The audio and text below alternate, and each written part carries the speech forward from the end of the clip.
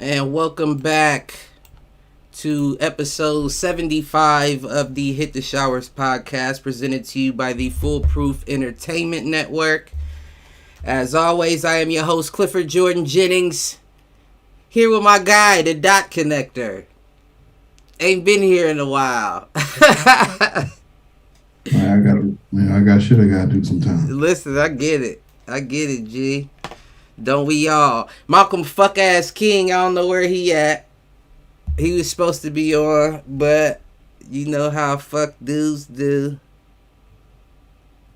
But I wanted to do a Saturday show. I know we ain't been on in a minute. But the season tipped off.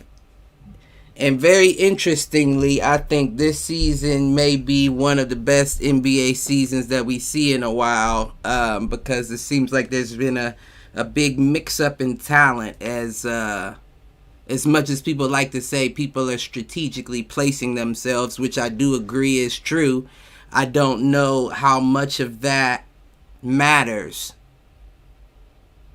I mean, specifically this season. But go ahead. I said before the season started. Oh, damn. I almost died. But I thought this rookie class was going to be weak, and I was wrong. Yeah, that you definitely were. You know, it's a good season because I want Malcolm to be here when I say this. Oh, he just messaged me. I think he's hopping on. All right, well, I'm not gonna say it till now, but the young boys is out here in these streets trying to, it's time for us. God damn it. I say the 25 and under, especially 25 and under, they're trying to hold their nuts right now. Ain't nothing wrong with that. Yeah, I feel like somebody held a meeting in the NBA. You know what I mean? And was like, listen, we need y'all little bastards to produce a lot sooner than y'all are producing. So get out there and do something, because now it's very clear that they're not scared to take over the entire team with your Jalen Suggs in Orlando or Cunningham or Cade Cunningham in Detroit, even though he ain't played. I think he got an ankle injury or something like that. It's more or less like, it's the younger players are starting to realize, yeah, this is my hero, whoever that may be, because there's a lot of old people in the league. I mean, KD's 33 now, so there's a lot of, he's definitely a hero to a lot of people. They starting to go out there and realize, hey, you ain't the same person that I watched when I was younger. Got a little bit shaved off the top. You know what I'm saying? I'm coming out here. I'm athletic. I'm juiced up. You know what I'm saying? I'm young. I still got my original ligaments and everything. My knee ain't been busted yet. My Achilles ain't been torn. And it's looking, besides Steph Curry, I want to bring up Steph Curry real quick, just before. Don't look like we getting Malcolm now. Oh, okay. Well, my nigga so Steph. Don't wait for him, is what I was saying. Oh, well. LeBron James and the Lakers. There's nothing, I'm not saying there's anything wrong with the team in general, but I see, you can kind of, it's like playing your dad, man. Like, you look up to somebody to a certain degree, but then you actually get to the point where you can beat him. Right. Like, this is my time. You know what I'm saying? And you're confident about it. Like, I'm not really afraid. I'm honored to play with you and against you, but this is my game.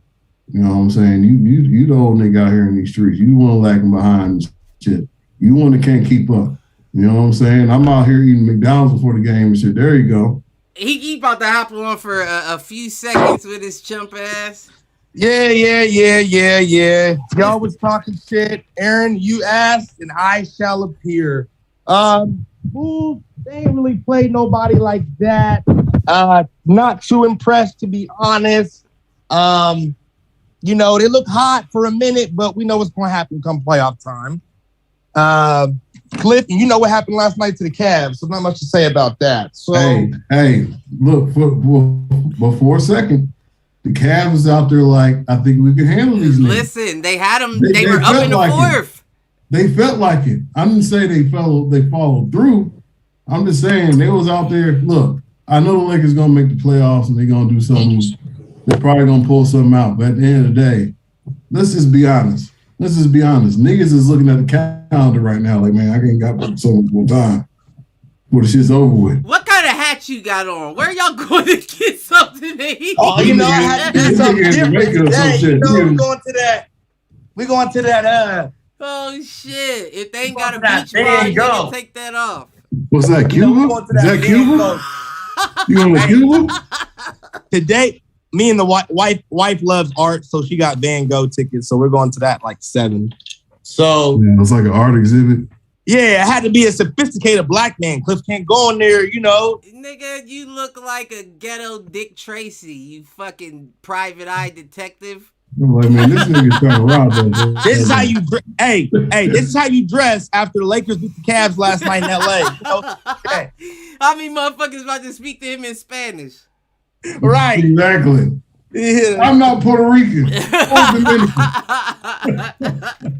Papi. That nigga look like he owned a fucking bodega. Hey, I wish. Hey, Cliff, I wish.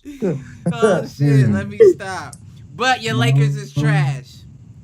They 3-3 right now. They trash. They has-beens, man. There you go. They're a team of has, man. They're a team. Man, look, the Lakers that had Karl Malone and Gary Payton on them.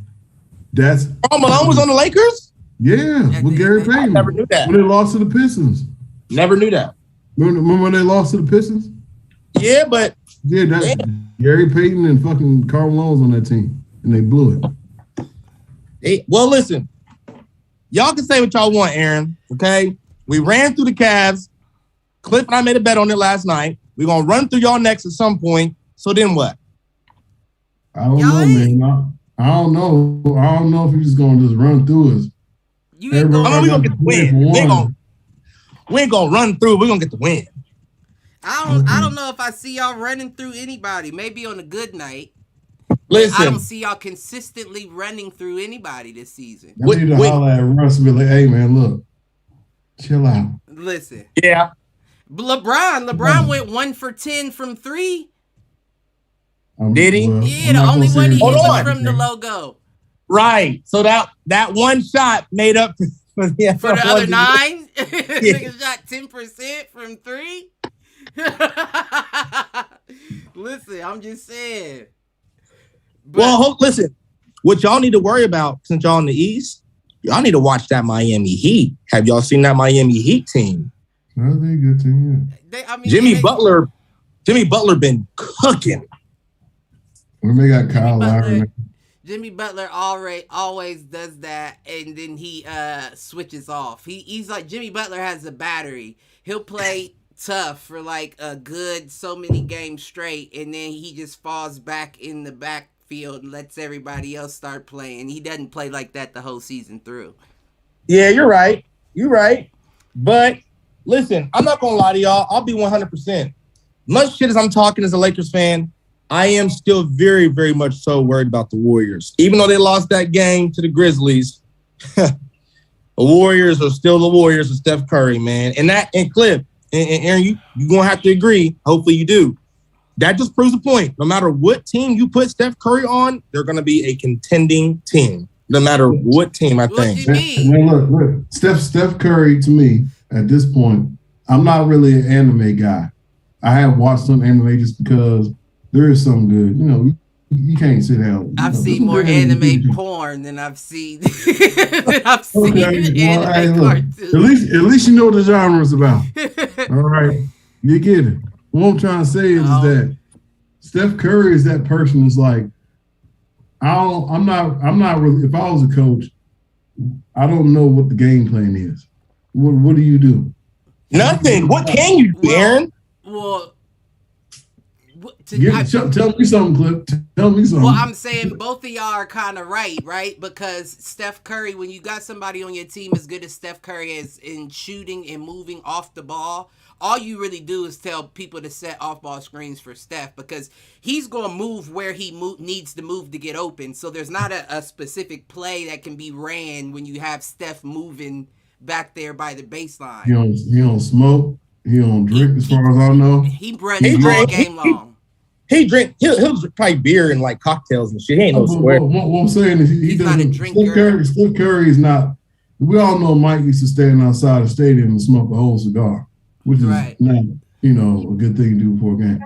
Steph Curry is more of a, I'm not going to say he's square and nothing like that. I'm just saying he doesn't have any vices besides going to the gym and busting people's ass. Listen. And he does that shit every day. I don't know, man. Like, I'll be watching Steph Curry, and every now and again, I'll be like, man, my top 10 conversation is probably changing. I can't leave him out. Right. You can't. Like, but he's a literal joystick. He's a joystick, like a fucking video game. It's ridiculous, the shit that he does. And the fact that Klay Thompson is not back means the West is going to have some issues. And it's not just, they got other motherfuckers that's playing good too. The Jordan Poole dude. Jordan Poole out there in the street. He doing his thing. Mm-hmm. Who else? It's another dude that I can't think of. Well, they got James Wiseman on the bench, ready to come out the cut. Not Wiggins. It's not Wiggins. And Draymond Green. Draymond Green. Who? Jonathan, fuck to the screen. I'm close as hell just now. Kuminga. Yeah, but he is who I was thinking of as far as new additions. But I mean, he ain't no shooter, but he definitely out there being the versatile. Right, he's versatile. To work. Yeah, and it's gonna be tough out in that West. Yeah, West is gonna be tough. So I'm not gonna look too far ahead because I never go against Steph. Really, these days, betting against Steph Curry is almost like betting against Tom Brady. Like, you really just can't. You really cannot count Steph out. That's damn near. So. I can see that.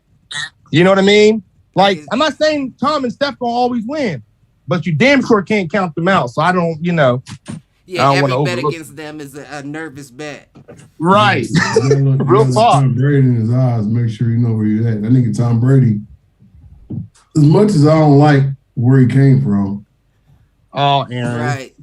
That team up north. In there, baby. And they lost today. So y'all go ahead and talk y'all shit real quick. They lost by, I think, 4 or 5 or something. They lost to Michigan State. I'm talking about Tampa Bay. I don't know. Don't ever include me in Michigan talk. Right. Oh, I thought you said the team he came from. No, I said he came from the Patriots. No, yeah. Wait, what? Tom Brady came from the Patriots. Oh, okay. I thought you was talking about team up north. Yeah, them too. Y'all need to chill. We was both wrong. I just do this. That'll work. Yeah, I thought you was talking about them too. But yeah, we don't need to be included on their stats unless they play Ohio State. There's no need to talk about what you were talking about. I know what you're talking about. But Tom Brady is proven time and time again that you need to respect him on the field. Steph Curry is the same way. When this nigga out there, if he's within 40 feet of the goal, you need to respect all of that. Be up in his shit. Don't give him no space. You can't give him any space. You could give Steph Curry a hug, and I bet he's still draining through. Cliff, did you not see that? Cliff, did y'all not see that 4-point play he ended up getting the other night? No, I don't think so. Bruh. Who's they playing? Yeah. Grizzlies, I believe. Okay. And man, dude was like on him, like was all on him, fouling from 3, deep from 3. Steph made the 3 and had heavy coverage on him with the foul, still made it and hit the free throw for a 4-point play. Man. So it don't matter if you play close, away, to the side. Malcolm, are you shooting dice? Nah, I had a poor little puppy mix. Oh, okay. Hey, Aaron. Since we eating the walkway of his bodega. Hey, y'all see this shit. Hey, Aaron, since we last talked, I got a damn puppy now. What's happening with it? Buy him. You said what, Mom? I was just telling Aaron, since me and him last talked on the show, I got a damn puppy now. So they see me doing little dog shit here and there. You got a new child. Yeah, a new child. Wife wanted a new dog, so ended up being my new child. That's better than another kid. Yeah. Yeah, so you picked the right decision. Right. But man, listen, basketball's been exciting, y'all. I mean, Giannis dropped 40 points the other night. That was impressive against Timberwolves. They suck. You said who? Giannis, he dropped 40 points, 17 rebounds. Like Giannis gonna do Giannis shit. I still think he's not what we think he is, though. He just needs if he got a 3, like a legit jump shot, he's unstoppable. He's shooting better free point line. I seen that. He's shooting better. If he gets a legit 3, then he's unstoppable, really. But right now, I mean, motherfuckers just ain't figured him out. They ain't figured out a way to guard him for real. You can't really guard him without leaving somebody else open. Right. Really can't. So if he got his shot or in his... I know he's a good passer, but I'd be working on that because every time he got the ball, it's 3 people on him. Well, what's the other game plan? Right, they making walls. The Great Wall of Giannis. That's the game plan. The game plan is contain him, put someone on Chris Middleton, and then let everybody else's play. That seems to be the game plan. But don't they got DiVincenzo back? That's a piece. That's a piece. But who we worried about, for real? Not him. You're not worried about DiVincenzo. I mean, you're worried about him, but not as much as him. I think that's just because there's so many games in the league, it's a what have you done for me lately thing, and since he missed almost all of last season, people are forgetting about him. But that motherfucker can play. I'm one of them. I'm forgetting about this man because I see Giannis over there, the MVP. Right. I'm gonna go guard him. Don't forget about Dante. Well, Dante. Who's that? His first name DiVincenzo. Dante. I thought. Let me see. Let's say a white boy with a name Dante. Listen. His mom might be black. He could be adopted or something. Or she had a black stepdad or some shit. You know what I'm saying? He grew up, Yep, Dante DiVincenzo. Yeah, his name is Dante. Yeah. And he's a redhead too. Yeah. Means you real white. Well, no, ain't that Italian? It's probably Italian, but redhead? That's Irish. I mean, it's dark red. Somebody probably just Irish or Scottish. Yeah, that's what you would think. He's probably named after that book Dante's Inferno or whatever the hell it's called. What? Because his hair's red. Nah, Cliff, I wasn't even trying to go there, but damn, since you said it, I guess. Yeah, like what's the other comparison? Just the name. I was going off the name solely, but shit. Yeah, I mean, it's dark red. He might be Nah. I'm a ginger. He a ginger, my name. Yeah, right. There's no way around it, but we love everybody. We love everybody. Right, ain't nothing wrong with being. Listen, he can ball. That's all I got to say. So now that he back, let's see if it really is back. If he has any stats. Who's y'all's rookie of the year at the moment? Good question. Actually, I'm trying to think. Projected rookie of the year, I should say. Nope, he's not back. Projected rookie. Who's been? It's between Jalen Green and Jalen Suggs for me. You think you ain't gonna add Mobley in there? Ooh, yeah. And he got the potential to average a double-double. That's your man from Cleveland. Mm-hmm. Well, no, that wasn't Cliff's man originally. If you remember the last time we talked, Aaron, we ain't gonna draft Mobley. We don't want him. Nah, I said we gonna get. Well, I said we should either get Jalen Green if they pick him up, and I said if they pick Jalen Green up first, I could see why they would get Mobley, but I would prefer Suggs. Right. But they doing exactly what I said they would have to do if they was gonna get him and play him at the 4, and that's where they got him playing. So I definitely like the lineup they currently got with Marketing at the 3, Mobley at the 4, and Allen at the 5. That's a nice defensive lineup, and you're not sacrificing offense because both Mobley and Marketing can shoot. I'm gonna be real with you. The Cleveland Cavaliers are a respectable team this year. They are. They are respectable. There's a team that you need to come in and you need to play them for real.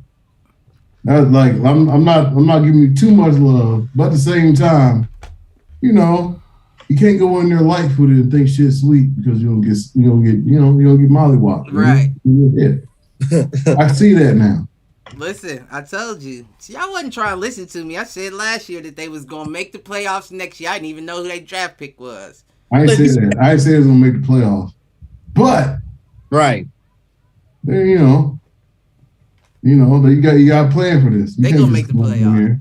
They'll be a respectable 8th seed. They'll probably be a play-in team. Probably they gonna make the playoffs. They right, like you said, they probably gonna be playing, number 1 out the East, but and get busted by the Bucks. Giannis gonna take care of it. I think that would be a very interesting game. You got Giannis playing against 3 7-footers down low too. Dunking on all of them. Soft. Right. What soft? Well, no, I wouldn't say Mobley's soft. I would say he's undersized. He's underdeveloped. He's a true rookie. Like, he looks like he ain't been in the weight room yet. He might be the next Giannis. Because y'all remember how Giannis came into the league? What he looked like? Do you remember what he looked like when he came into the league? Giannis was also real thin. Yeah, he was real thin. And he was long, but he was thin. And he was also only like 6'8" when he came in. He didn't come in at 7 foot. Giannis didn't come in at 7 foot. He grew into that. The fact that this young man is already 7 foot lets you know he's not going to be as agile as Giannis was out there. Yeah. He might be able to get a little quicker, but I don't think we get anything more than maybe a more athletic Anthony Davis. Speaking of big men, where is Zion and the Pelicans been at this year? They've been getting scraped since ball. I haven't even seen too much of them, to be honest. I don't think Zion is playing. I think he's still injured. Oh, okay. Or just not playing. Here's what we'll say about Zion. They did say coming into camp in the midseason, he was a little bit chunky. Not to say he was overweight, but we expect you to come in less from last year, not more. So if he was 270 last year, come in 277. Not if he was 280. I'm sorry, my math's wrong. Come in 3 pounds lighter. Right. Do something. You know what I'm saying? Don't come in heavier than you were last year and have an injury. Yeah. That's not going to work. But at the same time, if he does figure it out, hopefully he is still Zion Williamson. I mean, I think he will be. I don't think it's time to hang it up, like to hang it up on Zion yet. I ain't say that, but hey, look, if you're that big and you come in next year and you're heavier, you're going in the wrong direction. Right. That's Ezekiel Elliott type shit. Getting too comfortable, bro. Slow it down. They telling everybody eating good. Here we go. I mean, I don't even know if he's been in the league long enough to get comfortable. Yeah, last year I looked up the stats. Last year he was number 8 in points percentage. Points per game, top 10. But how many games did he play? I didn't look that up. You're right. But what I'm trying to say is that when he did play, he was top 10 scoring. Right. But this year you're heavier. You're not gonna let him get. Yeah, and this year we know what you're trying to do. There's no secrets to your game. Right. If you bring the same game back, because if you don't lose weight, that doesn't mean I'm saying you don't have a new game after you have to lose weight. What if he was out there like Klay Thompson, just sitting in his chair with his leg out, just shooting threes from the sideline? Klay Thompson endorses chocolate milk after working out. I'm just bringing up facts right now. I mean, I don't know what they pertain to, but those are definitely facts. Look, you don't drink milk after a workout. That's not what you do. You drink water. I'm saying, but if your workout consists of just doing this, just flicking your wrists, and that chocolate milk may be the best. You never know. I don't know. Maybe it has some aminos that go to your shooting arm. I don't know, but I know I was a marginal athlete at best. And if I drank milk,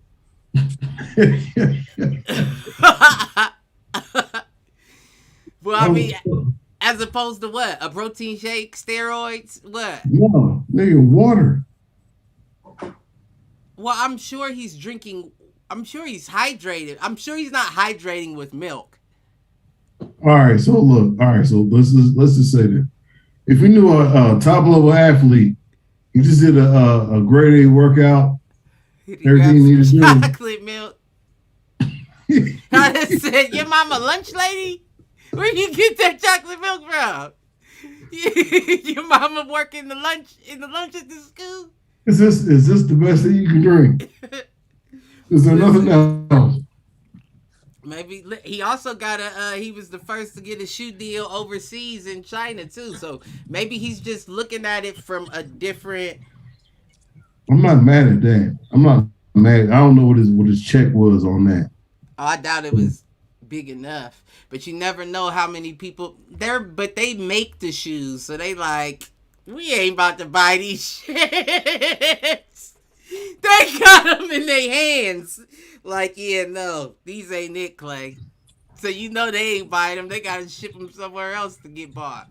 Basically, Clay making terrible off the basketball, making terrible decisions outside the game of basketball. Who's his agent? Who's his good question? Who's his agent? Chocolate milk. Who is his agent? That nigga After a whole long workout, I'm gonna drink chocolate milk. That nigga need to sign with Maverick. Oh my Maverick Carter? Mm-hmm. He'll get you some money. Shit. That motherfucker over there making deals. Oh, man. I thought LeBron and a bunch of them got the same agent, like LeBron and AD. I don't remember who it is. It's not Maverick though. To my Rich Paul.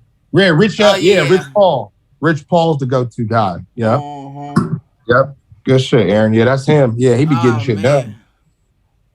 Shout out to him, but he be, from what I understand, he take advantage where he can take advantage. I'm not gonna say he's out here, jerking niggas, but I don't know. On kinging niggas? I don't know. He does take advantage of something. But can you call it taking advantage if you're doing your job well?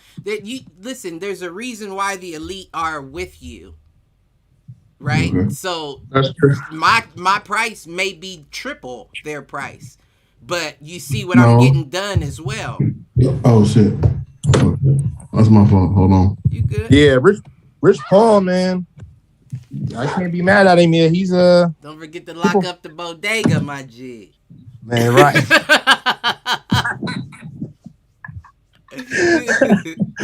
Hey, look, Cliff, it's a bodega. Bodega. Let me get chopped cheese. Right. Hey, look. What I'm saying is, I'm not going against any of that. What I'm trying to say is that there's a lot of. I'm not going to say Rich Paul. Look, you can't always give good advice, right? Nah. So if you ask me something and I give you my genuine opinion, it's not always the great advice that you should get. Right, not always.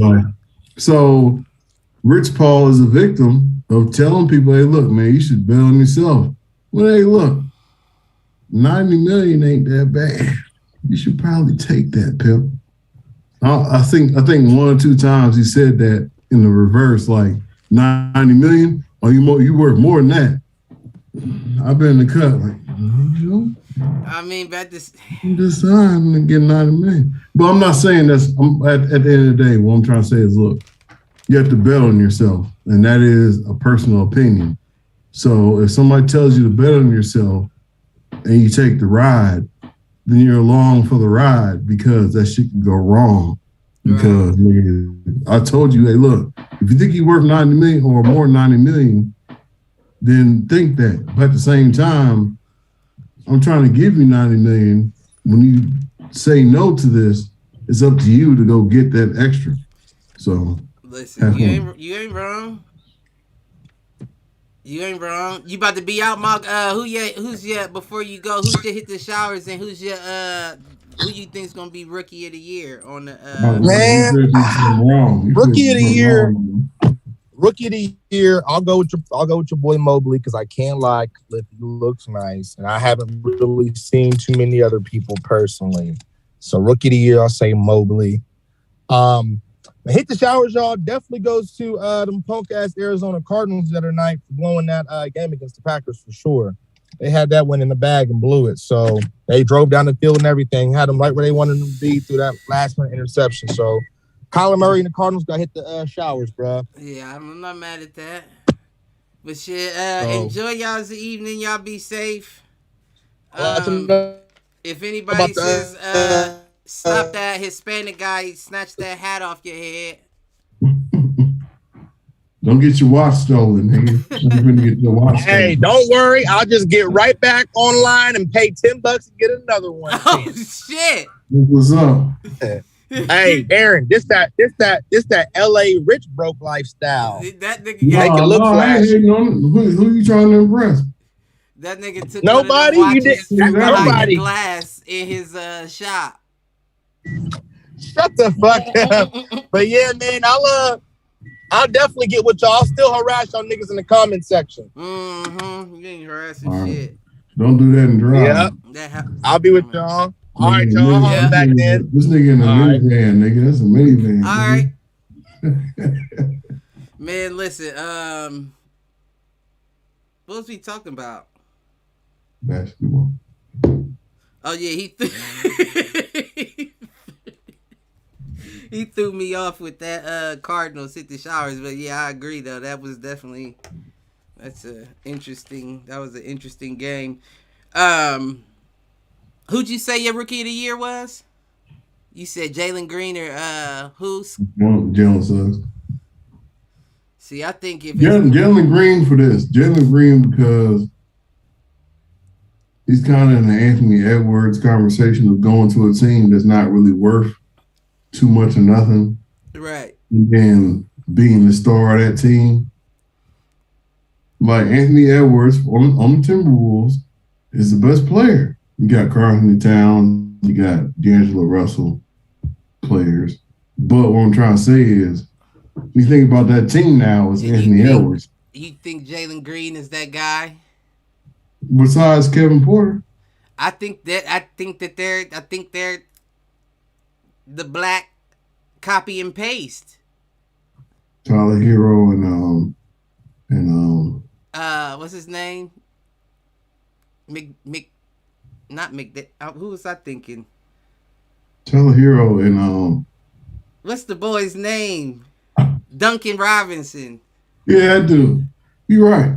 And I think Kevin Porter and Jalen Green is the black version of copy and paste because they got the exact same game. Kevin Porter just doesn't like to slash like Jalen does. Like Kevin Porter still dunks the same way Jalen Green does, but he won't cut to the basket to do that like he will. Their 3-point games the exact same. The little step backs, the little dribbles, side steps, exact same. I just think Green might be slightly more athletic. There's nothing I can say against that. Yeah, they copy and paste in my book. I don't know. Houston's one of those teams where they should just be happy that they made good decisions in the last 2 years. Where you have two, I want to say, premier basketball players, but two people worth seeing, worth buying to see. Right. So, I didn't know he was Filipino. Who? Didn't know that. Jalen Green? Jalen Green. Didn't know he's Filipino. I'm sure he had some, I'm sure. Yeah, but it's him and Jordan Clarkson, like the two Filipino representatives. I didn't know. I just thought it was just, Dude, no, it's something with that hair. You can tell it's something with that hair. Oh, okay. You're right. But that hair is different. Like, and I'm not saying nothing crazy. I'm just saying his hair is different. Like, it's different textured. Like, there's something going on. I don't know what. And now that you say Filipino, makes perfect sense. I mean, yeah. Makes perfect sense. I have no argument. I mean, you're right. At the same time, you got that looked like he mixed. I thought he was mixed. Like a little No, bit. he didn't look well. I mixed with something clearly, but his skin tone. His skin tone is what let me know something else is going on there. Like I was thinking, like Indian. This is the conversation we had with motherfucking Tiger 20 years ago. Right. How black is he? Well, no, that wasn't the question because it's very clear that the boy's black, but he's black. Well, what kind of black though? Well, I don't know what kind of question is that. What exactly? I don't know what kind of question that is. Like what kind? I don't know what. I don't know. But I mean, I think before we see him Rookie of the Year, we see a Scotty Barnes, like Scotty Barnes or it ain't gonna be your boy Bunk Knight. He's too deep on the bench to get enough playing time. They don't need him out there. What team is he on? Charlotte. Okay. I mean, he's gonna get play, of course, but what I'm saying is, unless somebody gets hurt, you're not gonna see him in a starting role anytime soon. Can we bring this up? Who else is not a Charlotte Hornet? Who else is on there? Who else is not? Who else is? Who else is not on the Charlotte Hornets? I don't know. Oh, LiAngelo Ball. Is that who you was talking about? He's on the what's it called team? On the G League. We got somebody new in the chat. We got Bonita Chima said Kawhi Leonard targeting a December return. That would be nice to see. I mean, I would like to see him back out there. It's getting real old seeing Paul George try to do it himself. You said December? Uh-huh. That's a whole month. But he went out when he went out last year, weren't they talking about he may need to miss the whole next season or something like that, or the whole? What happened to him? Yeah, it was like I can't even remember the injury. Do you know the injury, Bonita? Or I said Bonita. Bonit. I put an A on that motherfucker's name. I got dyslexia. I was putting the A from the last name on there, I guess. I don't know. But yeah, no, I can't remember the injury. I don't think it was the infamous knee. It might have been, though. But I know they were saying he could possibly be out the whole next season when he went out. So, I mean, if he's coming back in December, that's what's up. That's cool. We'll see, though. So where do you put the Clippers in the depth chart? So you got 8 teams, obviously, that make the playoffs. You said obviously they do make the playoffs? No, it's not 8 teams. It's 16 teams. Or 15. Right, it's 8. No, it's 8. You mean going to the playoffs? Yeah. Yeah, it's 8. 8 on each side.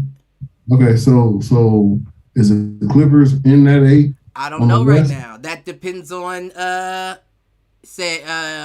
ACL tear. Yeah, so that's tough. But yeah, that depends on if Kawhi comes back and what kind of Kawhi comes back. Because right now they don't have the weapons with a Paul George at the helm to get it done. You seen that Cleveland Cleveland, I don't know if you've seen the Cleveland game, but they didn't have a lead the entire game. Not one time did they have a lead. Against the Lakers? No, against the Clippers against Cleveland. That game was ugly. They couldn't get it done. Was that recent or was that early? That was last week. Oh, okay. No, I didn't see it. That game was on the 26th or 27th. So it wasn't last week then. It was recent. But yeah, they didn't have a lead the whole game, and it was just like of course they got Reggie Jackson, and Reggie Jackson's always gonna do what he can to keep his team in the game, but Reggie Jackson and Paul George is not enough. And I'm not sold on Paul George anymore. It just sounds like you more hesitant about the Western Conference playoffs tree than you are about the Eastern Conference. Well, the East. No, I don't know. I'm the Eastern Conference. I think is just a deck of cards. Throw it in the air. You know what I mean? And who? You think so? But I do. Yeah, I do, and I think that after what position? Third or fourth? Maybe? I think you got your Bucks. You got your Celtics. You do the Celtics. The Celtics. I think they're like 6 or 7, maybe. And that's what I'm saying. Like, okay. So that's what I'm saying. All the teams that you thought weren't going to be shit are ending up being decent to the point that we can't guarantee those same teams that were in it last year have their spot. Yes. At the way we have this current team set up, like, and then the way Atlanta came out last year, like, people aren't thinking are gonna make it are pulling shit out they hat. And I think this is another season. The Knicks look nice. Right. Knicks look good. Right. And now, until Unique said Clippers are 1-4, not looking good. I definitely agree there. I think it's a lack of confidence. I don't think Paul George has enough confidence to lead a team. You know, like an old man right here. You see me? Yeah, I can see, but I don't know what that pose is. The East and the West are equal this year, is what he just. Yeah, I mean, I think that's a very accurate comment. I think it's close. I think the top teams in the West are the same as the East. Like, when you asked me that question, I think you got your 3 guarantees pretty much out West, and then you don't know what's going to happen, really. Okay. But the West usually puts more of the same teams in there than the East, except for this year when they let the Suns do what they did. I don't know. Like, I think West is always Warriors, Lakers, Blazers, Nuggets. Who am I missing? No, you're right. You feel what I'm saying? That's every year. So I feel like the East is a little more of a toss-up than the West. But I do think that they're somewhat even when it comes to talent across the teams. This year, not so much last year. This year, I would say so, though. I think it's a little bit more weird just because of youth and longevity. You got to put the Rockets in there just a little bit. Oh yeah, I mean they was the last half of the season. It's like being more skilled at this point. Like, it's being more. Can I come out and play? 48 minutes. It seemed like it. The last half of the season, the Rockets were coming on to their game. And I think that's when they started letting Kevin Porter take over at point. I mean, yeah. I'm not saying Kevin Porter's the best point, but I'm saying when they put him in there, they had a spark. It doesn't matter if he's overrunning people. If I'm outrunning you, I'm getting to my position before you can get to your position because I'm younger than you. Right. That's where the separation come at. Right. That's like, I'll be seeing that like, damn, these niggas, they faster than everybody else. They are. Well, I don't know if you could say that because, I mean, you still got the Kings out there. De'Aaron Fox is still floating on. How old is that team? They young, too. All right. That's all. They young. De'Aaron Fox, Halliburton, They all under 25. They all under 25. Yeah, they young too. They just got Davion Mitchell from Baylor. I think the Kings is gonna be a pretty quick off the draw team too. And that's what I'm saying. Davion Mitchell is another one that instantly came out of college and made a complete impact on his team. The whole issue with that to me is who's going to take the sacrifice now? You know what I mean? Because De'Aaron Fox and him are both point guards. So now who's moving to that 2 position?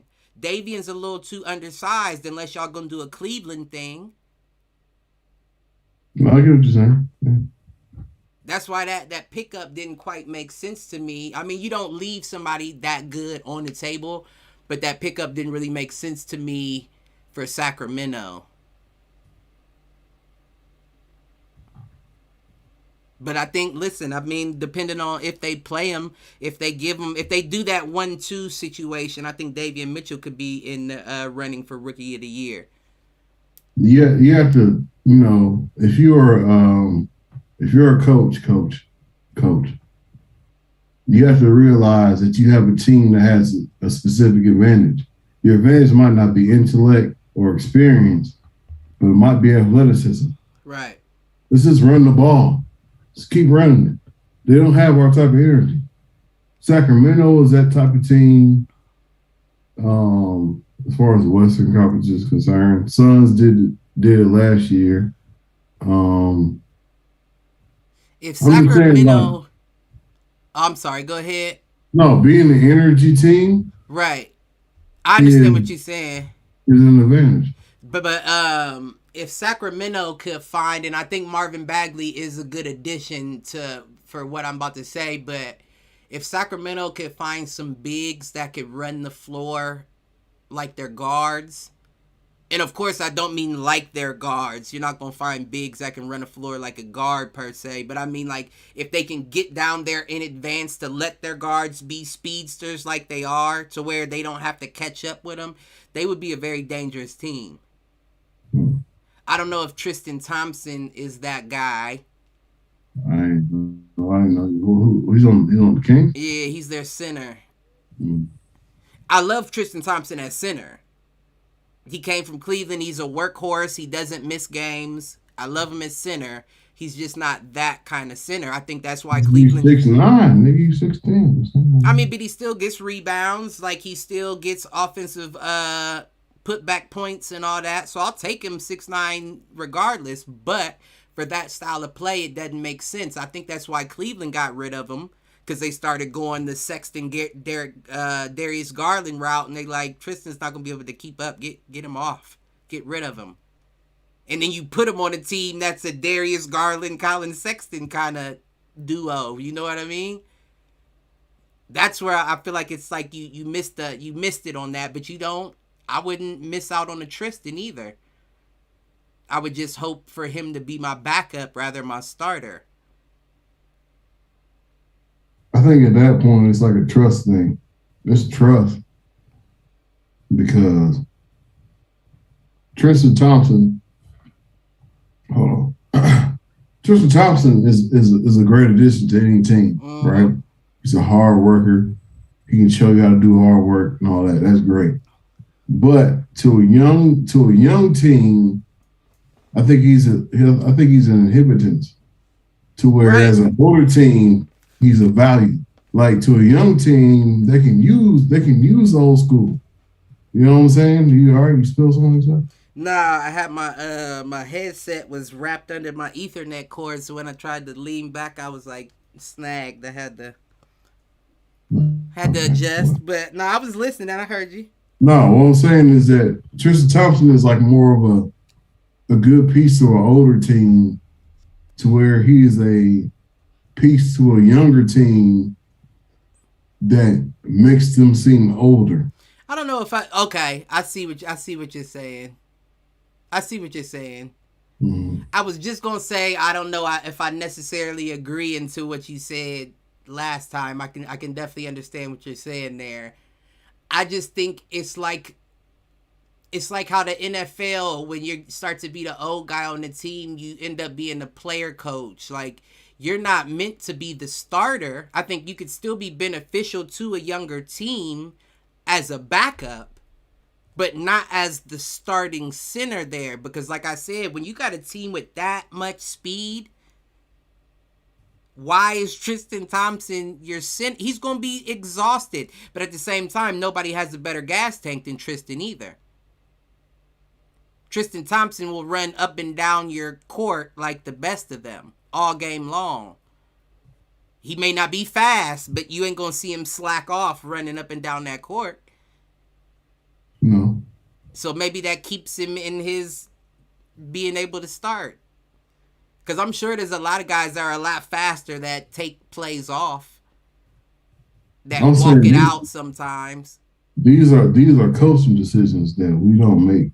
I don't know. Like, because it's like, I wouldn't want to be that person in that position that says, hey, You can't start tonight, LG.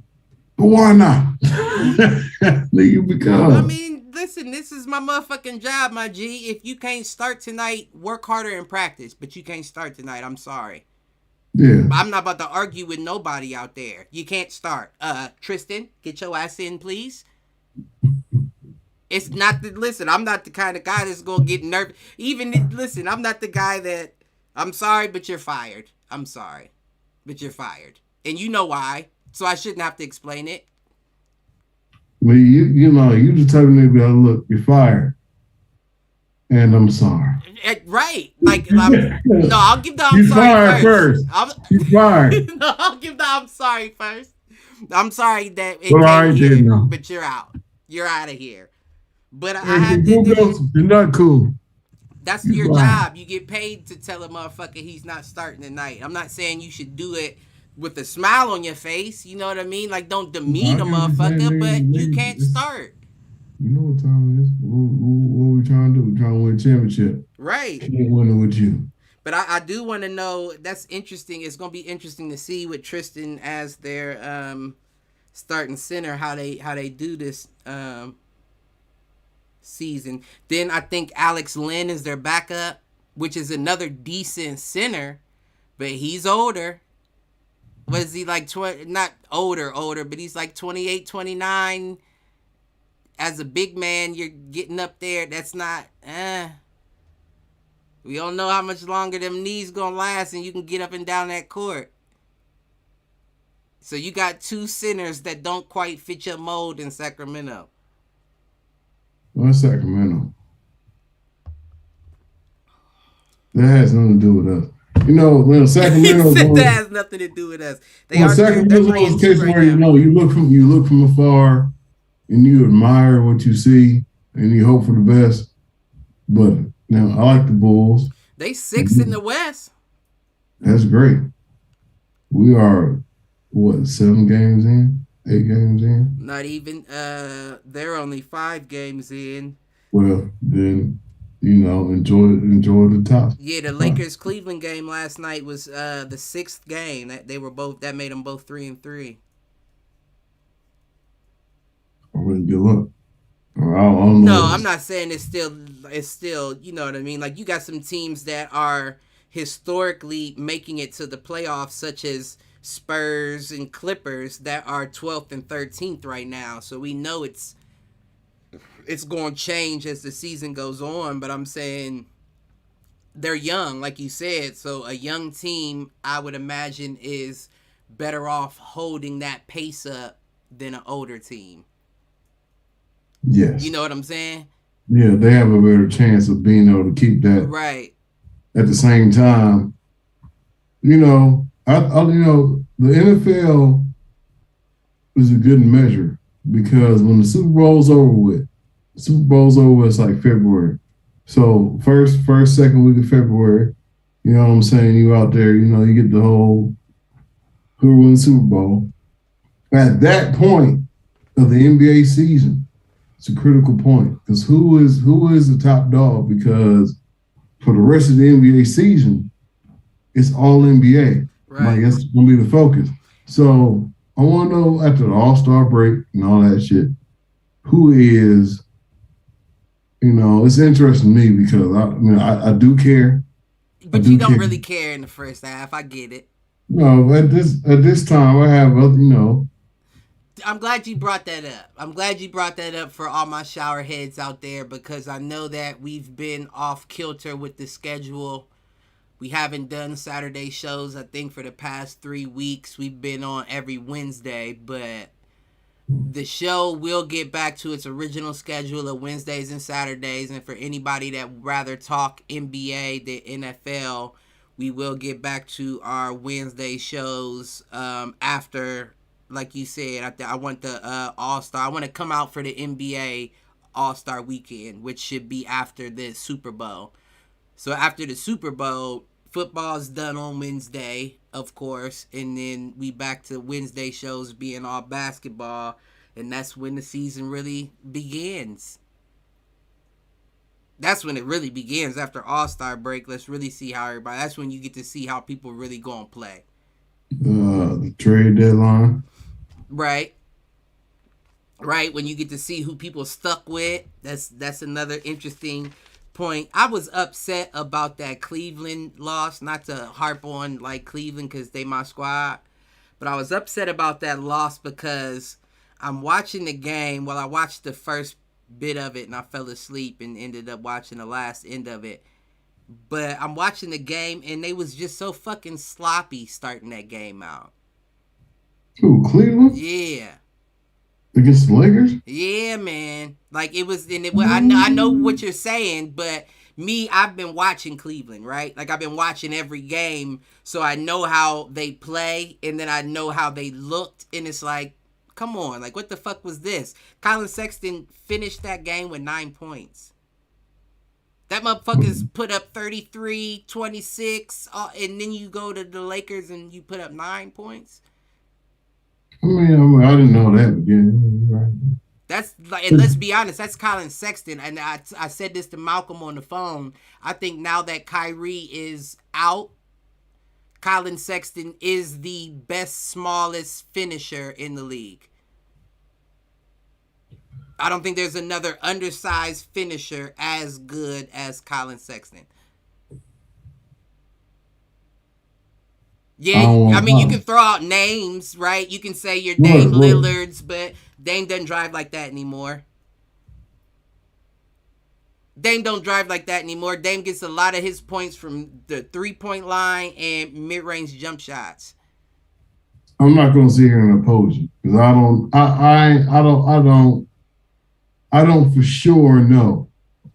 Because he's still dunking, but he's not dunking like Dame was when he came out of Florida. He's not dunking like he was when he was young, is what I'm getting at. I don't know Colin Sexton's game like that to judge it that much. But it doesn't seem like it. It doesn't seem like he's the best undersized finisher, is what you're saying? No. Yeah, you're right. Yes, I'm saying no. Okay, right, right. Okay, I wanted to make sure I follow. Yeah, no, I mean, that's a fair opinion. No, all I'm saying is like he might be, but I don't see the dominance in that. Listen, I do, man, and I just okay. So the rookie year, he averaging 16 points. Mind you, that same 16 got Melo rookie of the year. He averaged 16 points. I think he was like 4 assists. No, 16 points. I think 4 rebounds and 3 assists, 3-point-something assists on his rookie year. Next year, his sophomore year, he stepped that up to 24.6 average. And you got to think, he's not the best 3-point shooter. He's a 35% 3-point shooter, but he's not the best. All his points are coming in the paint or them little stop and pop middies at the foul line. Mm. So most of the points he's putting up are coming from driving in the lane on people that are bigger than him.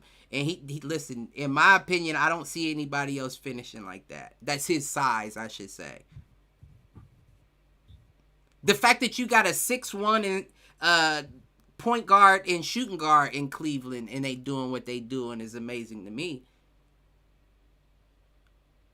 Because De'Aaron Fox and Davion Mitchell are both taller than that. What you got? Okay. I'm just sitting here. I'm just waiting. So what I'm trying to say is that combination has existed for 2 years. Mm-hmm. Okay. Hasn't worked in 2 years to the playoffs. So, but no, listen. Okay, but that can't be your bread and butter, right? When you got 2 6'1" point guard and shooting guards, that can't be your bread and butter unless they're just master shooters. That's not your bread and butter. You have to have other pieces around them in order for that to work.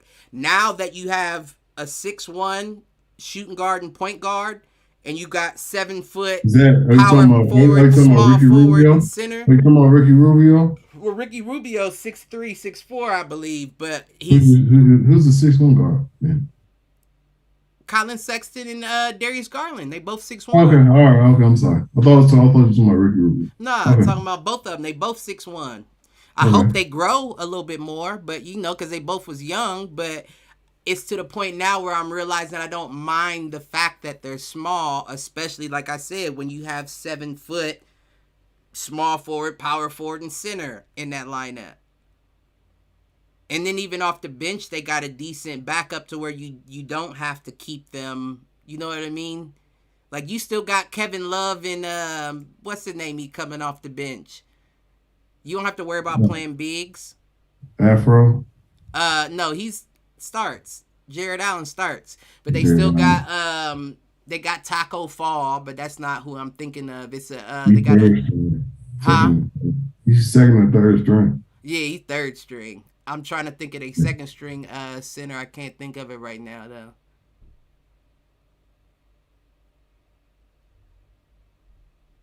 I don't know, but I think that they got a big team now to the point that those sacrificing height at that position doesn't affect them as much. I just want to acknowledge that we made a bet, a gentleman's bet, on the Bulls and Cavaliers. I believe it's coming up in the next couple of weeks. It's on camera. Oh no, we played y'all preseason. No. This is a regular season bet. No, I'm saying we already played y'all and y'all beat us, but that was in the preseason. Yeah, I'm not bringing that up. That doesn't matter. I'm talking about, what the world know. Yeah, I remember. All right. I remember, motherfucker. Listen, I ain't gonna stunt though. I also didn't know y'all was gonna make them moves and get Lonzo Ball and DeMar DeRozan. I definitely didn't know that. It tastes so sweet. Right, but it's so sweet. I'm still not scared of that bet. I'm still not scared of that bet. You shouldn't be afraid, but just give me my $20 when you don't. Was that what it was? 20? It's a solid buck, my nigga. It's a solid buck. What? Not 100. A solid buck. What? $20. Okay. It might have been 20. I'm sure it was. $20. Nigga, what do you think it is? Nigga, look, all due respect. Here's what I'm trying to say. Mm-hmm. I thought that was going to be easy $20. It may not be. No, it may not be. It's not going to be. It may not be. It's not going to be. At the end of the day, I'm trying to give you that look. It may not be. But. Matter of fact, give me my 20. We're going to just wait till the day. Matter of fact, just give me my 20. Since it's talking about it may not be an easy bet. It's not no bet at all because Cleveland going to stomp y'all out. Oh, my God. You seen Evan Mobley block DeMar DeRozan at the rim, didn't you? I also see you delusional. You seen that Saturday morning. You're delusional. What are you talking about? All right, look. The date is coming up. I'm looking it up right now. Exactly. Just make sure my 20 is crispy and brand new from the bank. My nigga, I want my shit nice. Nigga, you gonna get cash apped. Nigga, don't give me no motherfucking you gonna get cash crusty ass 20 from the strip club, nigga. Crusty as fuck, nigga. Crumbled and shit. You lucky. I ain't gonna say that. Damn, when do we play y'all? December 8th? I know that's not the soonest. I thought it was November or something. Nope, December 8th is the soonest we play. Damn. When? Yeah. We play the Celtics back-to-back in November. Yeah, but December is the soonest we play y'all on the 8th. That's perfect, too. That's going to be enough time for us to gel with the new guys. Get some understanding of how we coming and things. By that time, Evan Mobley gonna be averaging 20 points, 11 rebounds, and 2 blocks a game. Mark my words. Let me write that down that I said that. Yeah, I'll write it down. 20 points. What I say? 11 rebounds, 2 blocks a game. I'm just not counting assists, but that's gonna be Evan M. What I say? By no December 8th. By 12/8. Write that motherfucker down. And that date is what's it called? What's it called? Where it's the same numbers backwards and forwards? You know what I'm saying? I don't know. Don't. I know what you mean. It was a synonym, acronym. But it's something else with numbers. It's called something else. I can't think. But homonym. Yeah, that's words, nigga. That's English. That's we talking. But fuck that. Yeah, hour. Yeah, we about to I guess we could talk a few more things in basketball, and then I want to touch on a couple of these fights. I want to get your opinion on the Deontay Wilder and that, and it's a couple fights coming up that I would like to. I watched both of them. I watched that, and I watched the Shakur Stevenson. Jamel Herring. I watched both of them. Man, he got. We'll talk about it. But let's just hop into it. Fuck it. Ain't too much about the NBA. What did you think of that fight? Which one? Tyson Fury or no? The Shakur Stevenson, Jamel Herring. I'm gonna say this for my nigga Cross, man. They were all setups, man. Like, look, who gave this nigga the belt? He won the belt. For who? He beat Carl Frampton, that white boy out of England, and he wasn't no joke. He wasn't. Carl Frampton was the champ for some years. I'm talking about Shakur Stevenson though. When he came and got the belt, well, right? He's different. Like with the Shakur Stevenson, you Devin think so? Haney's, is he that much different? He's different. That guy's different. Okay, I'll take that. Ain't nobody beating him at 130. Look, I was on my grandma's house watching that shit on my laptop. She wanted some other shit. She wanted everybody to go to sleep. That's my grandma. I'm not gonna say it. You know, whatever. I'm gonna retire. While I was watching that shit, I was drinking whatever, and I was sitting there like, man, who did he beat? Who did he get the belt from? Because I was already swollen, right? Dude was hitting him. This shit split wide open. And he just exposed that shit. Jamel Herring is not a bad fighter at all. It just goes to show you the levels. Explain like that. if I'm not mistaken, I think Jamel Herring was an Olympian. I don't know. He was 36, and old boy was like 24. Yeah, 24. Shakur's 24. Yeah, so what I'm saying is like he was 35. He's 35. But like your face hasn't taken that much punishment. If you fight that long, he was getting cracked though. Who? Shakur Stevenson? No, Shakur damn near didn't take too much punishment. He got caught like 2 or 3 times. He was a young nigga dotting. Man. He was so comfortable. That's why I didn't understand. Like, why don't you grab that man? Like, you're the adult here. Like, you're the grown man. Rough him up. Like, grab him, toss him around, throw some punches. Like, don't try to dance around on the outside. That's what he does. You think that's gonna work? Yes, he's never fought nobody that grabbed him up and really manhandled him. Because he gets to dance around and be pretty, and he's gonna be pretty if he gets to do that. It didn't seem like boy had a chance to do any of that, because every time he try to do something, he was getting got 2-piece. Touched. He got 2-piece. He was getting 4 and 5-piece. He was getting 4 and 5-piece. Yeah, I watched that whole shit. And I'm not gonna bring that as a family moment. What I'm trying to say is like, I watched the whole shit. And I went on the hallway, I was like, hey, this nigga lose. He's stupid. Cause he getting fucked up. Like, man, look. And you know his wife was over there pissed.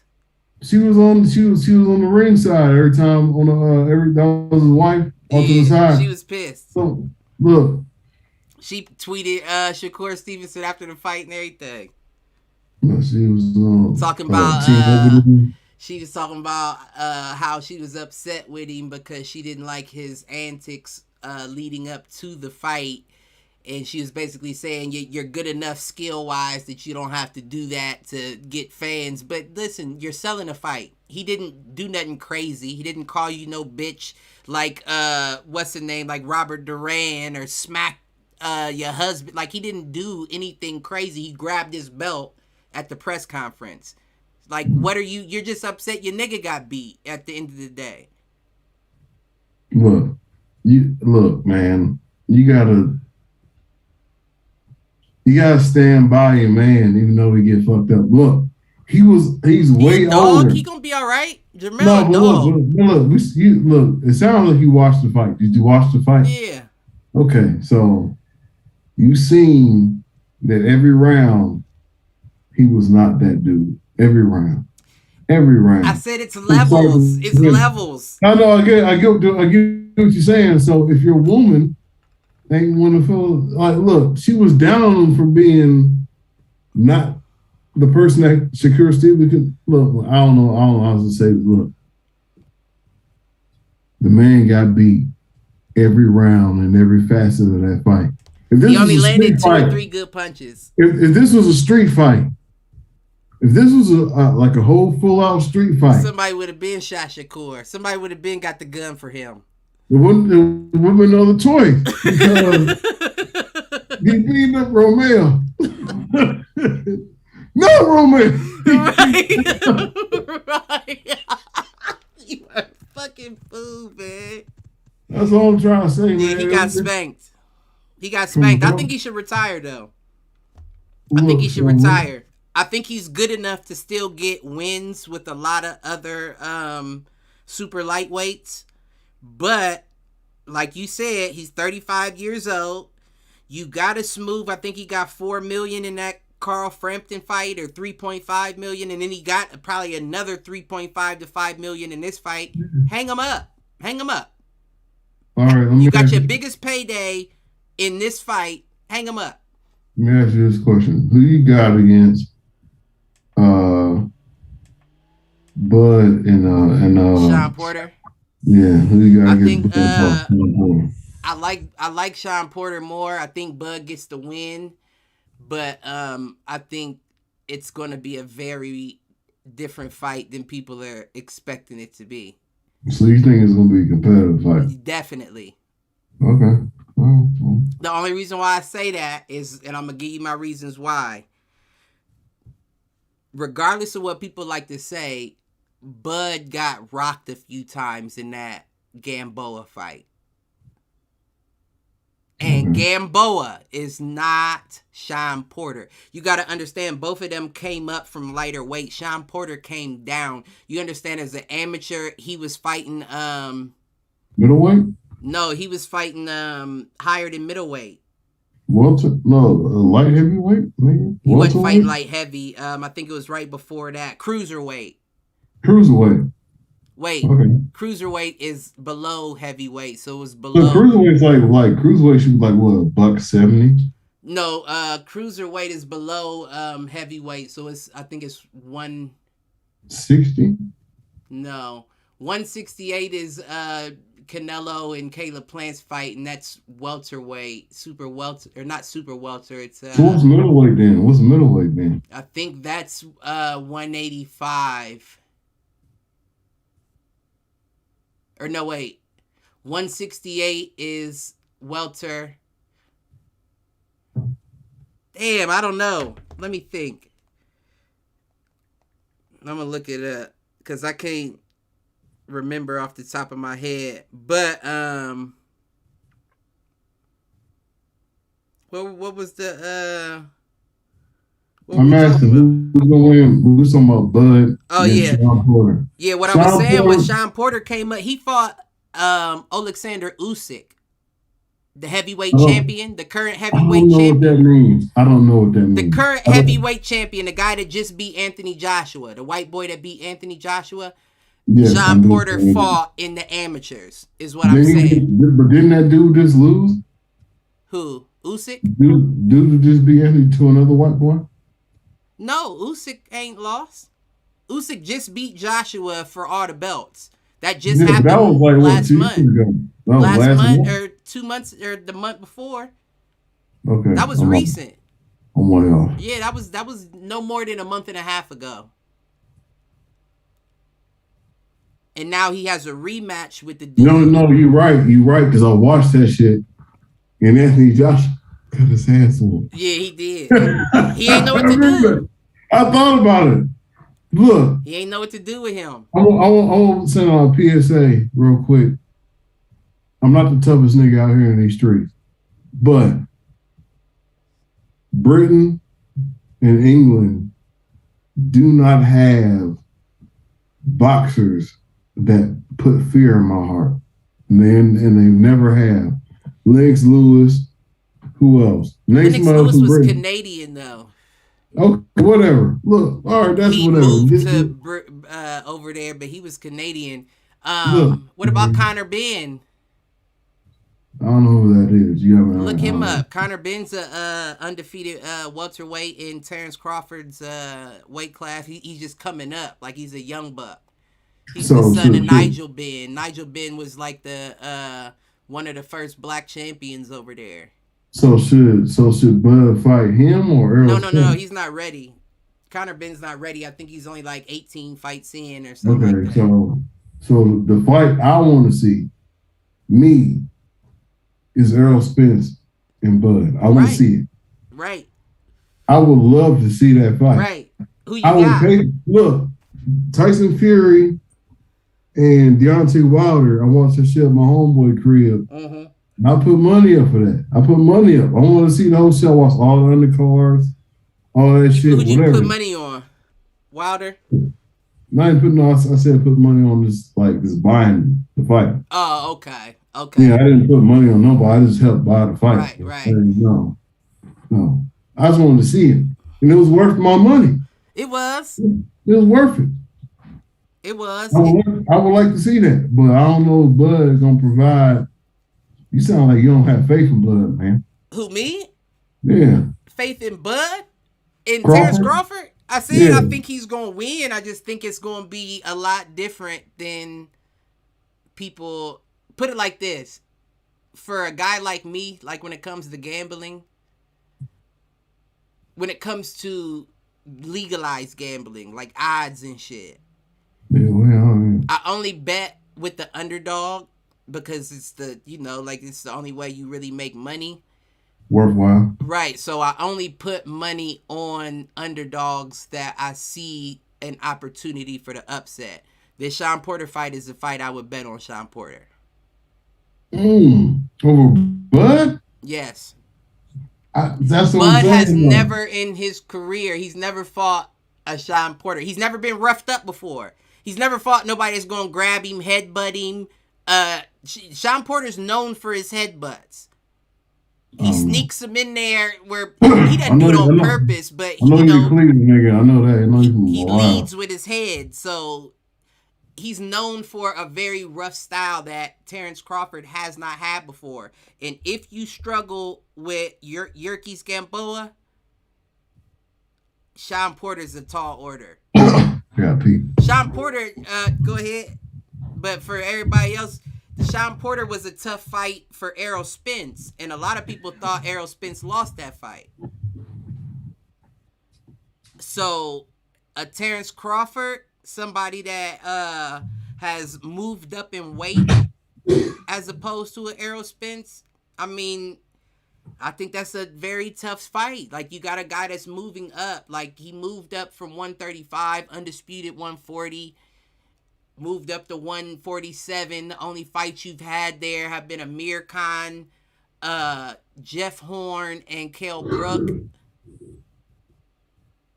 So out of those three, the only fighter that wasn't broken was Jeff Horn. And everybody was talking about how Jeff Horn was food when they saw that Manny Pacquiao fight. Errol Spence, Gervonta Davis, everybody was out there talking about this dude is food. They serving a plate up. Bob Arum serving a plate up for somebody who's about to get this fight. In comes Terrence Crawford. And it was a good fight on Terrence Crawford's behalf. I'm not taking nothing away from him. I'm just saying that was somewhat of a gifted belt that would have been a lot harder belt to get off of Manny Pacquiao than it was to get off of Jeff Horn. So I don't know that you fought a legitimate welterweight yet, and I do consider Sean Porter to be a legitimate welterweight. So if anybody's out there thinking like, I may bet but don't know who to bet on, I'm saying I do think Terrence will win. But if anybody has a shot to pull off the upset against him, it's going to be Sean Porter. I might end up putting money on that fight myself, to be honest. So, not much. But depends on what the odds are, too. I don't know what the odds are at the moment. But let me see if I can't look them up, speaking of. But that's definitely going to be a good fight while I look up these odds. Terrence Crawford.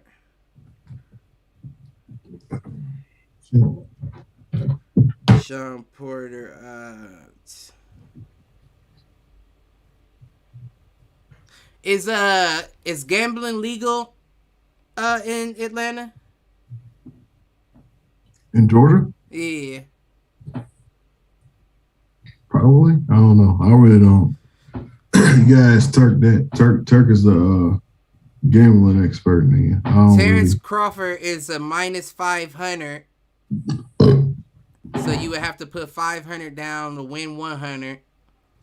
Sean Porter is a plus 450. So if you put 100 down, you get 450 plus your 100. So 550 back. I don't think that's a good bet. But no, listen, the draw is plus 2,200. And believe it or not, I could see this being a draw. I could see the judges not wanting to take Terrence Crawford's O away so he gets to keep the belt so they can still set up that Errol Spence fight. But Sean Porter may have done enough to win the fight, and they call it a draw. I could see that. This nigga braids is too tight, nigga. I might put 10. Shut the fuck up. I might put 10 on that. And they never grown, too, huh? What the fuck is going on? Maybe he cuts it. Because they've never grown. They've grown, but it's like to a point where he don't got no hang time. No, it ain't that. It's like, what does your edge up look like? What's your natural edge up look like? Oh, I don't even pay. He cuts it. You know how the new school cats do it, exactly. They cut it back some. Yeah, exactly. So now niggas is real confused because the forehead to braid ratio is off. He got this much braid. He got this much braid ratio. You got this much braid, right? It's just connected to your head, and your whole other shit is just. You are fucking stupid, man.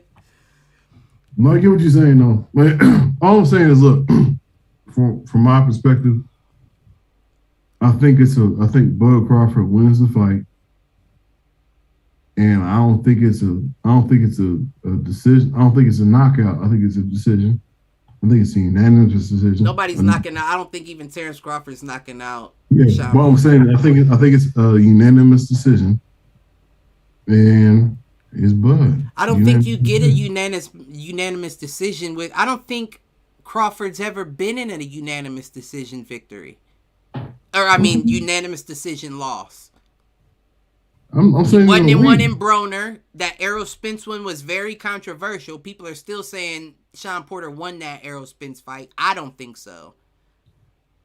So let's move on. Who'd he lose to? Kell Brook. He lost his belt to Kell Brook.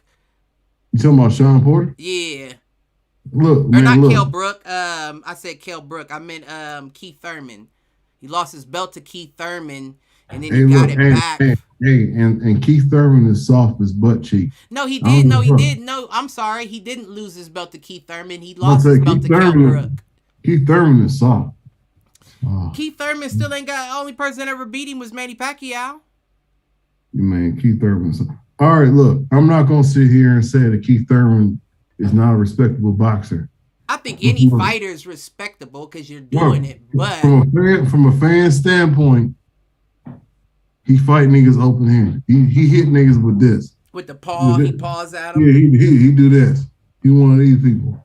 he tap you up like well, this. that may be as of lately, right? Because before, when he was Keith one-time Thurman, only one punch needed to knock your ass out. He was putting niggas down. But remember, what year was that? What year was this though? A few years, before Mayweather retired, and he was calling Mayweather out.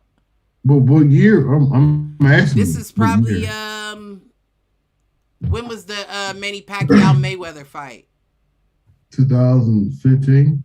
So this is probably from 2012 to 2015. I'm about to look that up because nigga, he got the belt when it was a vacant, I believe. He got it vacant. I think he got a vacant belt, and he was the regular WBC champ, and he was trying to challenge Floyd Mayweather, who was the actual WBC, and Floyd Mayweather wouldn't take the fight. And it didn't make sense at the time because he's not a draw. You know what I mean? Like, you're a dangerous fighter. You're not going to get me money like I need. There's no point in me giving you that fight. But as far as him being worthy to fight, he was. But it's a lot of people like that. It's a fight tonight that's like that. The most duck guy at 147, some would say. Who's that? Jerron Boots Ennis. Man, you gotta come down here. My boy be on that boxing shit. Y'all niggas be talking about the same people.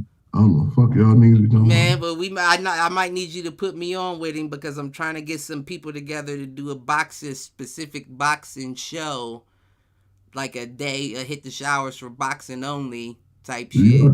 You had to come down here. We don't know. Okay. Yeah, next year when my PTO clear up, I'm gonna have to make some moves. Next year PTO. Listen, I need PTO. But you got an Amber Alert? No, that's my alarm. We usually go at 6:30. Oh, I'm on the Amber Alert. He's stupid. Look for a red Ford Taurus. Listen. No license plate. Raggedy ass 30-day tags in the back of the window. Last words heard were "fuck my baby mama." You stupid. You stupid. I don't even think they consider that kidnap. I think they do. No, I don't. Unless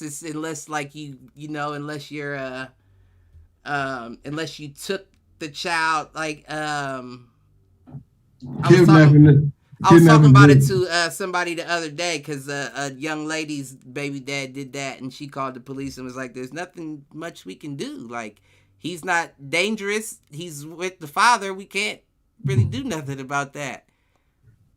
We have a beat on them getting your daughter ice cream. So hold on.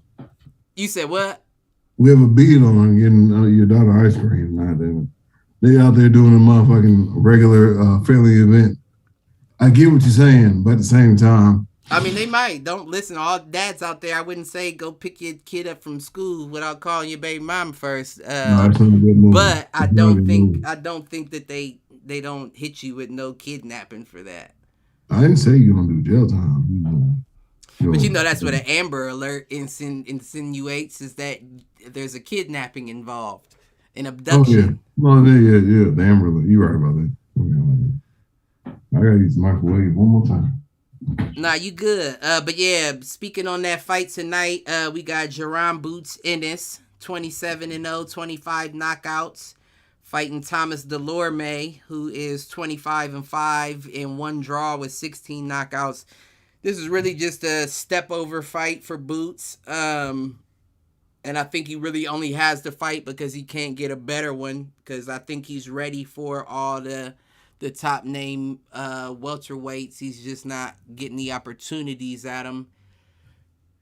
In my opinion, I honestly think he should take one or two more fights before he gets to the Errol Spences and Terrence Crawfords, and he needs a real step up because Thomas Delorme is not a good enough opponent to gauge on whether you're ready to fight Errol and Terrence. But I do think skill-wise he has just as much, if not more, natural skill than both of them. And I know that sounds crazy, but you gotta watch him. Like, you gotta watch the dude. And he came up in Philly. Philly's home of boxing. You feel what I'm saying? So if you're coming up in Philly boxing gyms, is it not Detroit? You said what? Is it all right? I'm not gonna sit here. I don't mean home of boxing like boxing was invented there. I mean home of boxing as I'm saying you're right. There's a lot of great boxers. Right. Everybody, they say the best gyms to come up in are Philadelphia gyms. Them are the toughest ones to go through. So the fact that he come up there, he comes from a family of fighters. He got it. He got it, in my opinion. He's only 24 years old. So I don't know if I would rush him in with a Terrence Crawford arrow spins just yet, even though he's 27-0. Because that 27-0, let's be honest, that comes from a lot of cab drivers, Uber drivers, in what do you call them? What are they called? What? I can't think of what valets. That's what I was thinking. Valet, right. Basically, fighters that gotta have a side job to maintain. That's not a real. I don't want to say it's not a real fighter, but let's be honest. If you were a real legitimate contender, chances are you're only boxing. There is no other job. I mean, if you show up to work and your eyes swollen and your lip busted, and you gotta tell everybody you're out in a fight this weekend. Oh, it was a street fight? Nah, I fought somebody for money. What you mean? I did that when I worked at my last job. I'm not saying nothing against that. My boss was an MMA fighter. What I'm trying to tell you is that's one of them things where people have to understand the culture of fighting. Because right. You lose. You don't fight everybody and win. Listen. That just doesn't happen nowhere. There's professional fighters with undefeated careers. They still got their ass whooped. At some point. You just don't fight a lot of people and win every fight. If you're training and you're not getting your ass whooped, you're not training right. That's why they do 12 rounds and they bring a new fighter in each round, so you can get your ass whooped. So you learn to fight a fresh fighter when you're gassed out. I'm supposed to win. You're not about to win. Right. You're supposed to survive. You're supposed to get points and survive. Round 7, ding ding. Is this a new nigga? Yes. Found him at Home Depot. He got great hands. That shit tough, man. That shit ain't nothing. Listen, I ain't never been on none of that. Like, I mean, I've on a 3-rounder. I've done a 3-rounder like that, but not a 12 rounds. A new fighter each round. You're not trying to feed your family. They don't usually do new fighter each round when you go 12 rounds. That they usually alternate like 4. But you're not trying to feed your family off of right. That's what. Well, no, I'm. This wasn't even when I was an adult. This was back when my dad was training me, like having me do the shit. Childhood abuse. And I didn't. It wasn't abuse. It was a good learning. Good learning.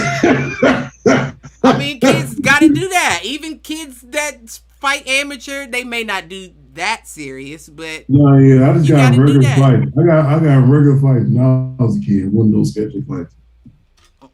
What, like regular street fights? Listen, that was my forte. Give him my ball back. No.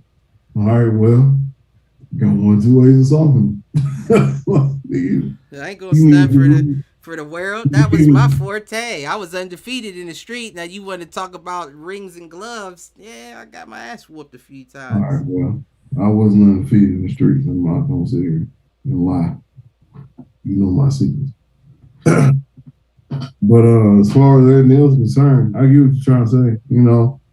It's a fighting is one of those personal, one-on-one, one of us make it out type things where you go in the ring and there is no timeout or give up. Listen, there's this rounds. Right. Rounds. And if you give up in the gym, you better not never show your face back in that gym. Or if we do, you better be ready to cause hell. Right. You gonna get talked about out of that gym by coaches, kids, anybody in there. You quitting? You're quitting? See, there is no quitting. I already told this little boy was a bet. He was a bet, man. You stupid. That's all it is, though. Shit. But last one, the last touch up. We gonna touch on this, and then we'll wrap up. Canelo Alvarez, Caleb Plant next week.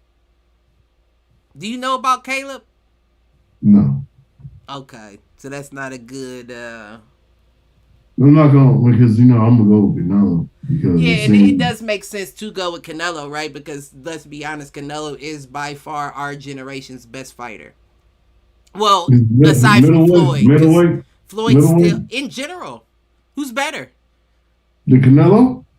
Name a better fighter right now than Canelo. I can't. I'm not gonna sit here and engage in that battle. Yeah, you can. But at the same time, you just brought Caleb Plant like he was somebody that was formidable. No, I definitely think he is. I definitely think he is. Caleb Plant, and the reason why I say I think he's formidable is because what they've been saying about Canelo for a while, and I'm not going to say that I completely subscribe to this thought, but they've been saying that Caleb Plant, ever since he fought Floyd Mayweather, he avoids slick black fighters. And if you look at his resume, I wouldn't say he avoids them, but I will say that the slick black fighters he has fought have given him the most problems, being Laura, Elisandre Laura gave him problems. Austin Trout gave him problems. He didn't have too many problems with Danny Jacobs, but I wouldn't quite put Daniel Jacobs as a slick black fighter. Like, he's not so much on his toes as the other two. Caleb Plant, although he's white, he is a slick black fighter. That's his style exactly. That's what he does. He fights like a slick black fighter. So I think he's gonna give Canelo some problems that people aren't gonna see coming. I don't know if he pulls off the win, but once again, when like we talked about with the bets, it makes sense to bet on the underdog in my opinion. I don't know if I'm putting money on this fight. I think Canelo has more of a chance to really put it to Caleb than Terrence has to put it to Sean Porter. But I can still see myself putting $20-$50 on Caleb just to see what happens. If I got it. I'm not acting like I got it like that. But it's 20. My question was going to be, so you feel as if you can just waste $20-$50. Well, see, that's what it comes down to is you're not afraid to lose that money because you feel as if there's a small chance like this. Small chance. I feel the same way I feel this, honestly, if I'm being honest, I feel the same way I feel about Cleveland and the Bulls. The same way you feel like this isn't going to be an easy win, I know it may be a victory. I would say this. I would say that Cleveland and the Bulls is a more safer bet. It's more safe of a bet. I think people. I can see the Bulls having an off night. Somebody being injured. Yeah, Canelo doesn't have off nights. Canelo doesn't have off nights, but that's what I'm saying. So I don't see Canelo having an off night and then just letting this man. But Caleb is good. Caleb's good. Caleb's the bigger man. That's good, man. Look. I think you fully understand the concept of being good at something than meeting somebody who's better than you. Listen, Canelo's He's a great. He's going down as a legend. I'm just saying, man. You got the. I don't know. You sound like you know what you're talking about. So I ain't gonna sit here and down it. I mean, usually with the boxing, I mean, usually I make pretty good predictions all the way around, if I'm being quite honest with myself. But with the boxing, I feel a lot more comfortable. But me, I always, if anybody that actually listens to the podcast and goes back and looks, you can see that more times than not, I side with the underdog. That's cool. But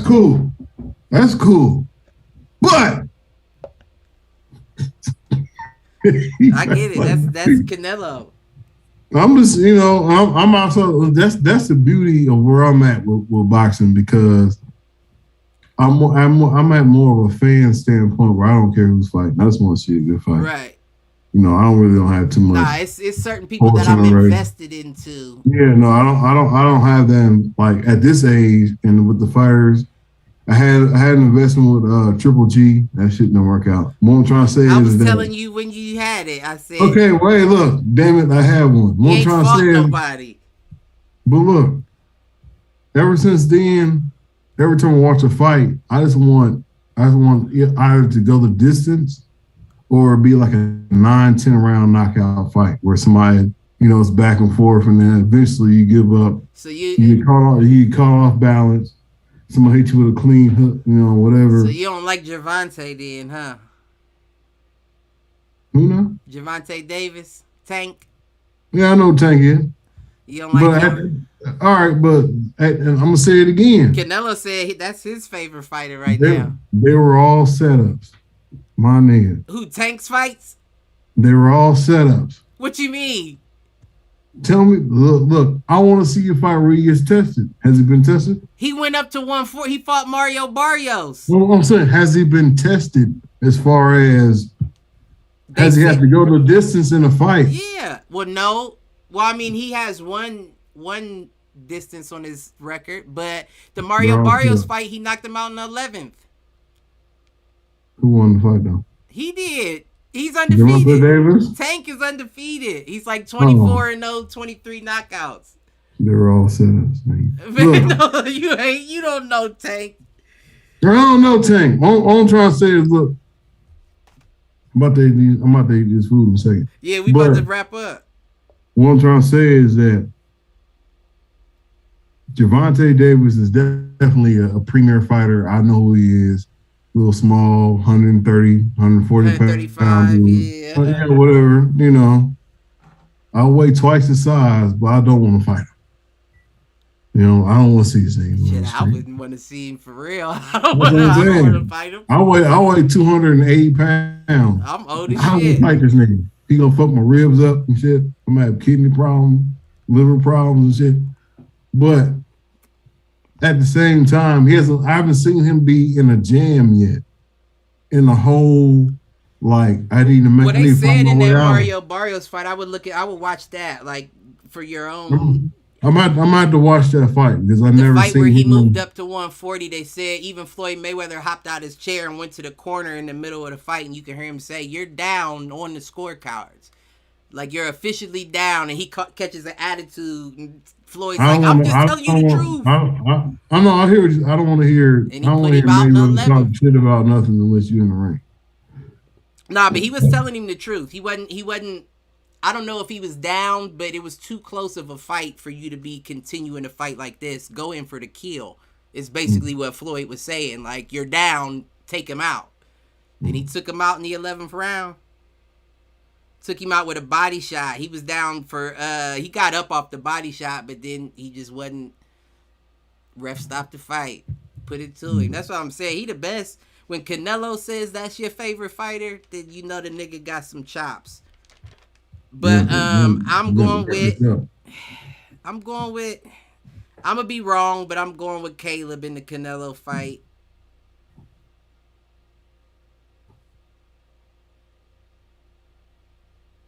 Yeah, I'm going with Caleb in the Canelo fight. I'm saying it officially. Of course, Boots is winning it tonight. That's easy. Terrence Crawford, Sean Porter, that's where it gets a little tough for me. I'm calling a draw. Terrence Crawford, Sean Porter, I'm calling a draw. Boots gets the win. And I'm saying Plant gets the win by decision. It would make more sense for that to be a draw. Plant and Canelo. Because Canelo already got gifted the draw against Triple G in that first fight. You gotta let me just chill real quick, man. Now we out. Who should hit the showers? Made the showers is the Lakers, man. What the fuck you doing? Who made that chili? My sister did. Oh, okay. Shit, bumping. I got the little club, the small club cracker. Right. Let you get to your motherfucking chili, nigga. Shit, bump. My hit the showers is going to. I love my nigga, but I gotta give it to LeBron. You can't go 1 for 10 from 3, G. You can't do that. You can't do that. Niggas is trying to find a way to tarnish your legacy. You can't do that, LeBron. Man, look, man, your son ain't finna make 2 league no time soon. Go ahead. Oh, don't hate on my nigga. I'm not hating. Tell the truth. You said go ahead, retire. He ain't gonna be around for a while, man. I think he should wait around. Wait for your son. That would be a nice thing to achieve. You and your son in the league at the same time. All right, man, I'm gonna leave, man. Yeah, we out. Catch you Wednesday. We covering football and shit. Like, subscribe, and share. All that jazz.